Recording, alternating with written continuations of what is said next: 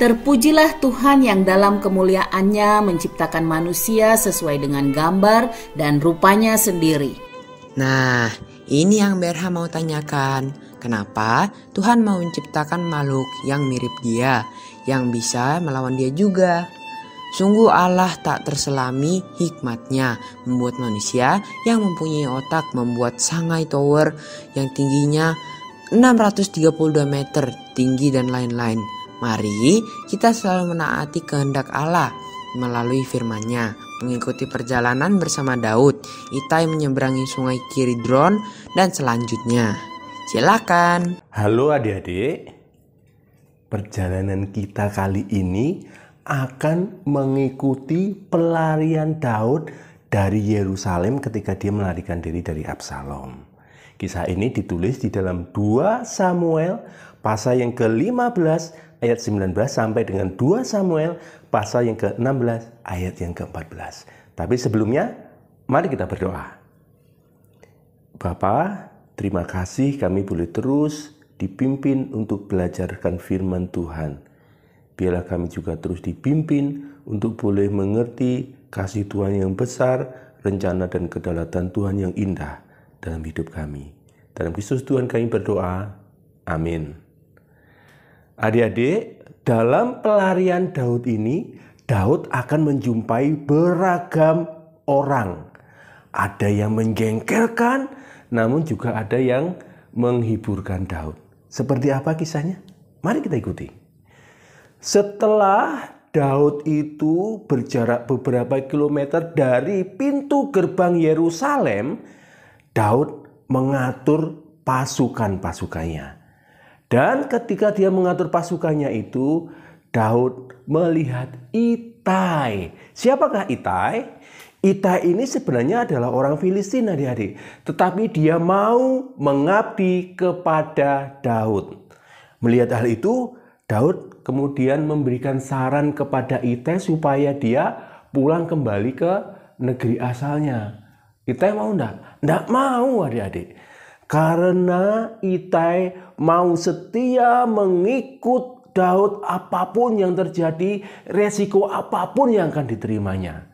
Ini seperti menjadi sebuah sindiran untuk orang-orang Israel, adik-adik. Mengapa? Justru orang-orang Israel dengan mudah tertipu oleh mulut manis Absalom sehingga mereka memberontak kepada Daud, orang yang diurapi Tuhan untuk menolong membebaskan mereka dari musuh-musuh Israel. Setelah itu, mereka menuruni bukit, mau menyeberang ke sungai Kidron. Maka datanglah Imam Sadok, Imam Abiatar, mereka membawa tabut perjanjian Tuhan. Tetapi Daud tidak mau tabut perjanjian Tuhan ini menyertai kepergiannya. Mengapa? Karena Daud menyadari semua yang terjadi, yang menimpa pada dirinya itu karena dia berdosa melanggar titah-titah Tuhan. Makanya Daud menyuruh Imam Sadok, Imam Abiatar untuk pulang kembali ke Yerusalem. Dan Daud berkata, kalau Tuhan berkenan, maka aku akan dapat melihat tabut perjanjian Tuhan lagi. Dan akan dapat melihat tempat kediamannya. Tetapi kalau Tuhan berkata, aku tidak berkenan, aku akan menerima apa yang dianggap baik dalam pemandangan Tuhan. Adik-adik, tentu ini sangat mengharukan hati Imam Sadok dan Imam Abiatar sehingga mereka mau taat kepada Daud. Dan dari sini kita melihat betapa tunduknya Daud akan kehendak dan kedaulatan Tuhan, adik-adik. Ini sebuah contoh yang istimewa bagi kita. Imam Sadok, Imam Abiatar ini mempunyai anak-anak yang bernama Ahimaas dan juga Yonatan. Orang-orang ini, anak-anak muda ini disuruh pulang juga oleh Daud menyertai ayah mereka. Mengapa? Karena Daud mau mereka menjadi mata-mata bagi Daud. Apa yang terjadi di Yerusalem, maka mereka harus cepat-cepat memberitahukan kepada Daud supaya Daud tahu apa yang harus dia perbuat berikutnya. Adik-adik, Setelah dari tempat itu, dengan sedih, dengan kepala yang tertunduk dan tertutup, dengan kaki yang tidak beralas, Daud menuju Bukit Zaitun. Lebih sedih lagi ketika Daud mendengar ada salah satu penasihatnya yang berkhianat dan menjadi penasihat Absalom. Adik-adik masih ingatkah? Ya, dia adalah Ahitofel. Makanya kemudian Daud berdoa kepada Tuhan, Tuhan gagalkanlah semua nasihat-nasihat Ahitofel. Di tengah-tengah kesedihannya, Tuhan menghiburkan Daud. Tuhan mengizinkan Husai untuk menjumpai Daud dan bertemu dengan Daud di tempat itu. Kemudian Daud menyuruh Husai untuk pulang kembali ke Yerusalem. Loh, mengapa? Karena Daud minta Husai untuk berpura-pura berpihak kepada Absalom agar Husai ini menggagalkan semua nasihat-nasihat Ahitofel. Dan Husai pun taat. Dia kembali ke Yerusalem. Kemudian Daud juga bertemu dengan Siba. Siba membawa begitu banyak makanan untuk Daud dan orang-orangnya. Oh, kalau begitu Siba ini orang yang sungguh-sungguh peka, sungguh-sungguh bersimpati kepada Daud. Benarkah demikian? Tidak, adik-adik. Ternyata Siba ini adalah orang yang mau mengambil kesempatan dalam kesempitan. Karena Siba mau memikat dan mendapatkan hati Daud dengan mengatakan hal yang salah. Dia mengatakan bahwa Mephiboset ingin merebut kembali tahta kakeknya dengan kesempatan ini. Adik-adik, ternyata Daud menjumpai orang yang licik juga. Setelah berjumpa dengan Siba, Daud berjumpa dengan Simei. Siapakah dia?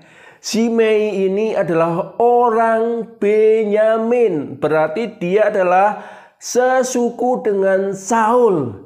Boleh dikatakan bahwa Simei ini adalah pengikut Saul garis keras, adik-adik. Dia mengutuki Daud. Syukur kamu Daud, kamu ditimpa kemalangan karena kamu telah merebut tahtanya Saul. Syukurin. Bukan hanya itu, adik-adik. Tetapi Simei juga membuat ulah, bikin debu, melempari Daud dengan batu. Daud diam saja. Mengapa? Karena Daud tetap menyadari apa yang menimpa dirinya adalah karena dia bersalah melawan titah-titah Tuhan. Justru yang tidak sabar adalah Abisai, salah satu panglima dari Daud. Dia meminta Daud untuk mengizinkan dia agar boleh membunuh Simei. Tapi Daud melarang dia. Dan Daud berkata, Tuhan yang menyuruh dia berkata demikian. Kita melihat kembali ketundukan Daud akan kehendak dan kedaulatan Tuhan, adik-adik. Adik-adik, dari cerita ini kita bisa melihat bahwa Daud adalah gambaran dari anak Daud yang 10 abad kemudian juga akan mengalami hal yang sama. Daud orang yang diurapi Tuhan, orang yang dipilih oleh Tuhan untuk membebaskan umatnya Israel, ditolak, dikhianati oleh umat Israel. Demikian juga anak Daud, yaitu Yesus Kristus yang diurapi oleh Tuhan untuk menjadi juru selamat kita, juga ditolak dan dikhianati oleh manusia berdosa. Adik-adik, bedanya Daud mengalami kesulitan penderitaan karena dia tidak taat kepada Tuhan. Sedangkan anak Allah, Yesus Kristus Tuhan, menjadi juru selamat dan mengalami semua kesulitan-kesulitan. Dia tidak berdosa, hanya menanggung dosa-dosa kita. Bagaimanakah sikap kita, adik-adik? Apakah kita seperti orang-orang yang mengkhianati Daud? Ataukah kita menjadi orang-orang seperti Itai yang mau mengikut Daud apapun resikonya? Berharap kita menjadi orang-orang yang sungguh-sungguh mengambil keputusan mau mengikut Tuhan Yesus dengan setia apapun juga resiko yang akan kita hadapi. Amin. Mari kita berdoa. Bapa di surga, kami mengucap syukur karena Engkau memberikan Daud sebagai gambaran bahwa akan datang juru selamat yang ditolak, namun dialah yang dipilih oleh Tuhan untuk membebaskan dosa-dosa kami. Tuhan Yesus telah datang. Tolonglah kami agar kami boleh mengambil keputusan mengikut Tuhan Yesus dengan setia apapun yang terjadi dalam hidup kami. Tolong kami, berikan kekuatan kepada kami. Dalam nama Tuhan Yesus kami berdoa. Amin.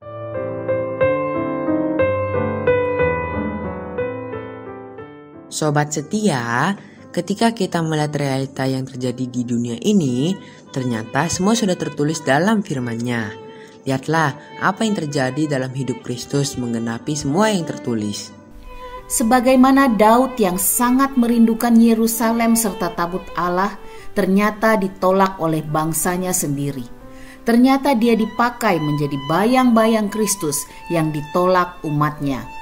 Makin asik bukan belajar firman-Nya? Lanjutkan terus baca dari 2 Samuel pasal 16-15 sampai dengan pasal 17 ayat 14. Silakan juga share link YouTube BDKA sebagai bagian dari kesaksian sahabat BDKA. Sampai jumpa.